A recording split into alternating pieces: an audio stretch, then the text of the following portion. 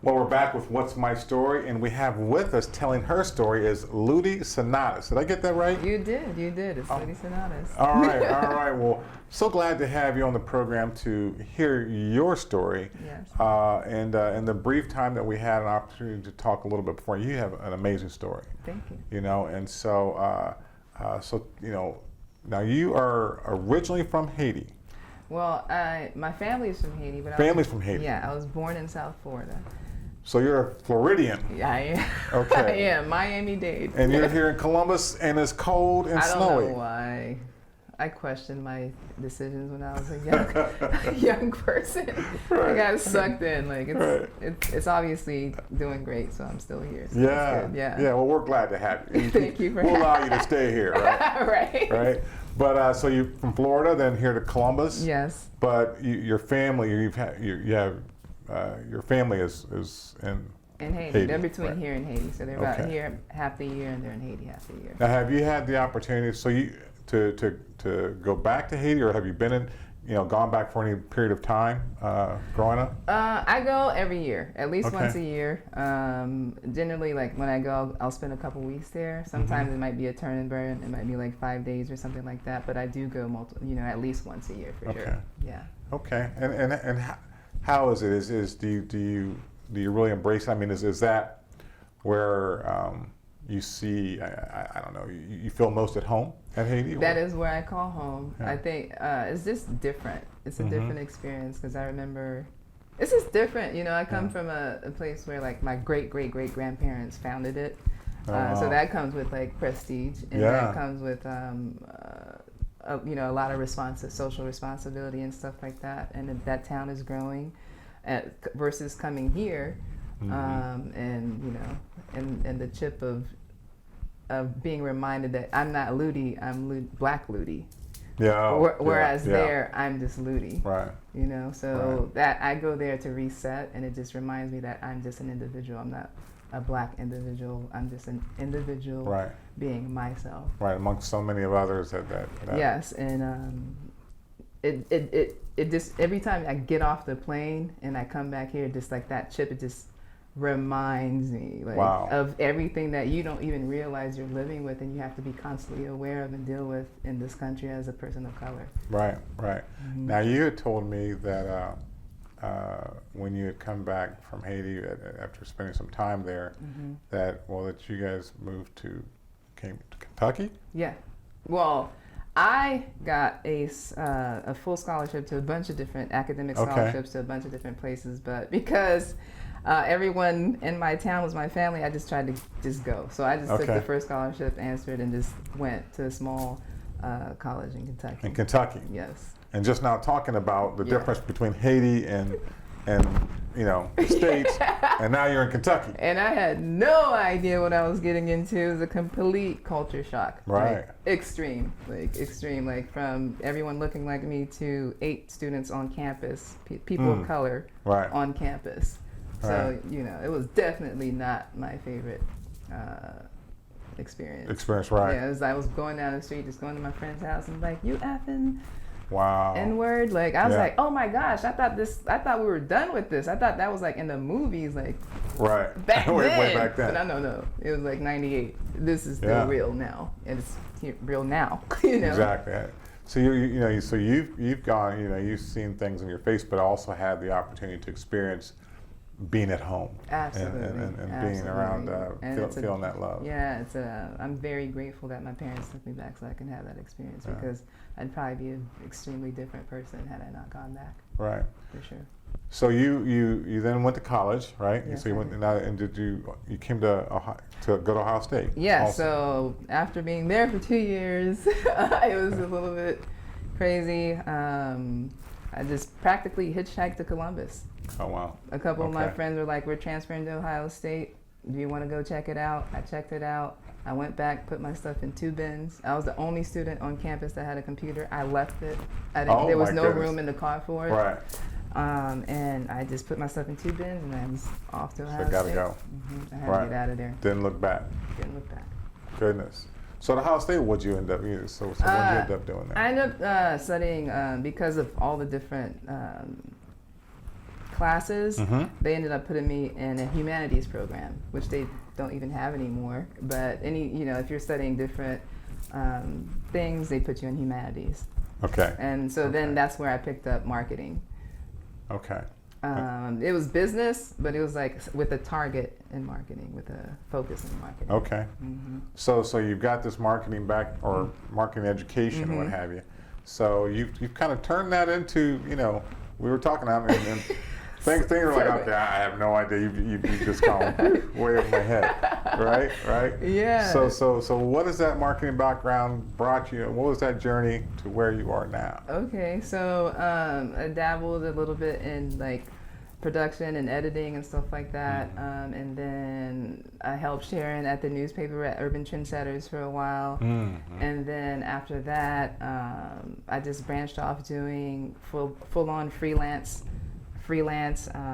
production work. So in the city, I do commercial production. So I'm a creative consultant / I do like all the different styling product, fashion, campaign, all that type of stuff. I do commercials. My clients are Nationwide, all the major corporate, Nationwide, Lane Bryant, Bed Bath & Beyond, Quantum Health, Cardinal Health, most of the major companies in town. I've worked with most of the CEOs. And, very good. And stuff like that. So that's what that led to. And then from that, I still do that. And I am also a visual artist. So I'm a up-and-coming visual artist here in the city. Yeah, and doing some big things with that right now. Yeah. Going into the crypto space, into the metaverse. That's what I was talking about. I have no idea what she's talking about. Yeah, so that's what I'm doing right now. So I'm really exploring new horizons with my art, and that's been really, really a great journey. Yeah.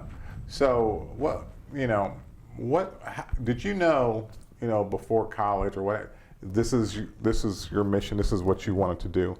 Or was this something? When did this drive for this creative piece, but this market? When did that all start to happen in your journey? I did not know. Okay. I was just open. I knew I was good at a lot of things, but I knew that I was always a creative person. But growing up in my family, my dad is extremely creative, but doesn't have the best business sense. Okay. But my mom was the business person, so I grew up with both of those things. Right. So I knew that at some point, I would want to be an entrepreneur, because that's what my dad was, and he was also the creative. He was always like, do whatever you want till it's not fun anymore. So and as a child, I grew up doing all kinds of things. I had my own radio show. I was tutoring kids. I was in a music group. So I was doing all this stuff growing up. So I would say that. So, while you're thinking, so you, this was your journey as far as where you are now. Yeah. So doing all those things really influenced where I'm at now. I wanted to be an entrepreneur. And was there somebody that you kind of says you looked at and they were your inspiration or maybe I someone to emulate? Yeah, somebody who you saw, that's what I want to do. I was never that person, because especially where we come from, it's not the same there. People, they more push you towards individuality, not being someone else or someone else, if that makes sense. It's okay, that person has a good quality. I respect that quality. I'd like to have that quality, bring that quality into who I am as an individual, but I don't want to be like that person. Right. If that makes sense. Did you have a mentor that kind of? I have many mentors. Okay. I had many mentors. If there was anyone in a field or that that was all encompassing, that did many things, I would be okay, so what are you doing? John Gregory was one. Right, he does everything. Yeah. But growing up, I would say I had lots of aunts and uncles that did lots of different things. They were business owners. They were educators. They were doctors. They were lawyers. So I had a lot of good examples growing up. Yeah. There was a lot of people to look up to and to hold me accountable, because that was one thing. I got the talk from my parents, you be better than us. You've seen what generations have done, you see it right in front of you. Like your job, your only job in life is to be better than us. Right. And my dad was an engineer, an architect, and owned multiple businesses. Yeah. My mom helped him with that, and I'm just trying to be better. Right. And right. honor my great-grandparents, you know? Yeah, and yeah. my great-great-greats, yeah. Well, it definitely sounds like you've been blessed, you know, and being able to have, you know, family that could be that mentor, or also to be those persons who you're like, take a little bit of this, a little bit of this, right? And then turn out to be the person that you are and be that creative and being able to I don't know where you get the energy, because you told me 42 different things that you do.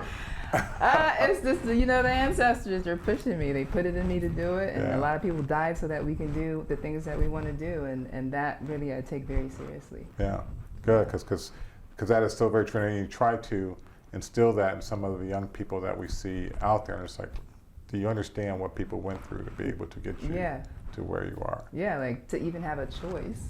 Right. You know, Right. to even have a choice, to be able to pick, you know. Right. I don't think people realize. I think if you keep, I can speak for myself. I daily remind myself, okay, my parents came here as immigrants. It wasn't the easiest journey for them. My great-grandparents went through a lot, and we all, as people of color, got dropped off from other places, some against our wills, some not so much. Right. You know, some came over by themselves, but like, I do keep in mind that a lot of things had to happen for me to be here and to have the choices and the opportunities that I have now, and I don't take that for granted. Yes. Well, I'm glad that you're here. Thank you. Telling your story, right? Thank you. Right. One last question. Yeah. You know, 5 years from now, Yes. where are you gonna be? Ooh. You caught me in an interesting place. I'm doing so much right now. The sky's the limit right now. 5 years from now. I see so many things. See? There you Okay, go. 5 years. I got 43 jobs in 5 years from now. No, it's the same thing. Like, it's either I'm an artist and doing everything that's with art. I see myself as a full-time artist for sure. Okay. As an authority, go-to person in the crypto space. I think in general that full-time artist and business person in the crypto space. All right. Bringing the crypto space to our community, Right. so that they can support artists in this brave new way, and to generate wealth for our community in this way. Like a lot of millionaires were made in this space in the last couple of years. So I really want that for our community, really, because we're always last, and I don't want us to be last. So that's one passion, that's one drive for me, behind the art. There you go. Well, Ludie, I appreciate your story. Appreciate hearing your story. I know so much more about you. I don't know much about crypto, but I will. You will. By the time I'm done with the content, I'm going to get some information to you. We're going to get you on board. All right. Sounds good. We appreciate Ludie and hearing her story, and hoping to hear your story someday soon. Take care.